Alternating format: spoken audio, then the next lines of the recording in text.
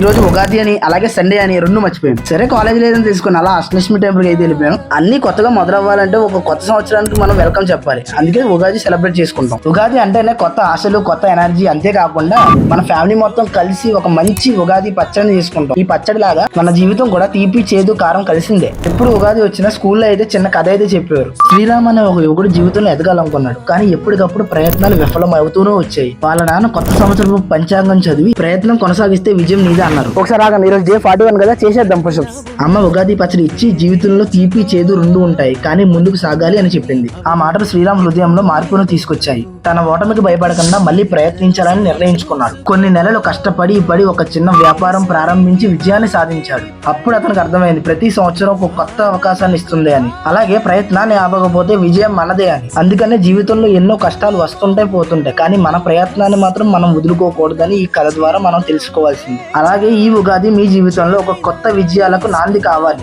అలాగే మీ స్కూల్లో ఉగాది వచ్చినప్పుడు ఇలాంటి స్టోరీస్ చెప్పేవారు లేదా కింద కామెంట్ చేయండి. అలాగే ఈ సంవత్సరం మీరు ఏం చేద్దాం అనుకుంటున్నారు అది కూడా కామెంట్ చేయండి. అలాగే మీ అందరికీ ఉగాది శుభాకాంక్షలు.